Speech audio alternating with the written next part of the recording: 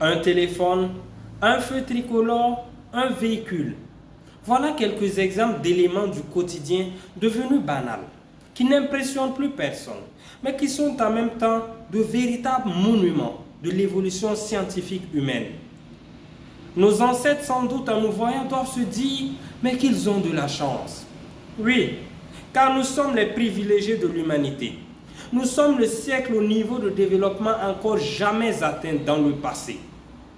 Mais à quel prix? Montée du niveau des mers, pollution de l'air, déforestation systématique des forêts, et le tout sur fond de réchauffement climatique. Et bien malheureusement, d'extinction de bien des espèces animales et végétales. Oui, il ne fait apparemment aucun doute que les hommes, nous semblons être médaillés aussi bien dans le développement que dans la destruction. Mesdames et messieurs, un tel prix est tout simplement insoutenable.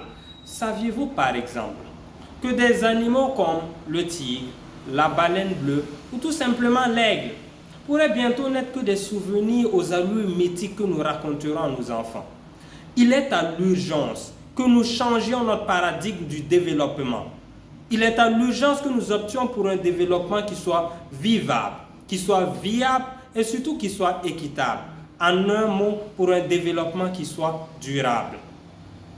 Et le développement durable est justement défini dans le rapport Brundtland comme étant un développement qui répond aux besoins du présent sans compromettre les capacités des générations futures de répondre aux leurs.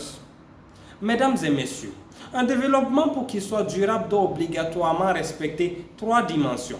Une dimension sociale, où ce développement-là s'attellera à réduire les inégalités sociales en améliorant le niveau de vie des populations, mais également en leur fournissant un meilleur accès aux services sociaux de base. Nous avons également une dimension économique, car oui, il nous faut continuer à créer de la richesse, à créer des emplois et également favoriser la recherche et l'innovation. Et ces 2 dimensions doivent se faire dans le strict respect de la 3e dimension qui est la préservation de l'environnement. Il nous faut préserver nos ressources animales, végétales, minérales et fossiles.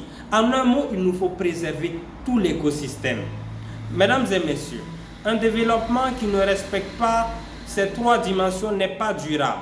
Et pire, il n'est pas éthique. Car on ne peut se développer en mettant les pots cassés sur le dos des générations futures. Mieux vaut saisir le changement par la main, avant qu'il ne nous saisisse par la gorge, disait Winston Churchill. Mesdames et messieurs, le développement durable par la main ou par la gorge, à nous de décider. Sur ce, je vous remercie.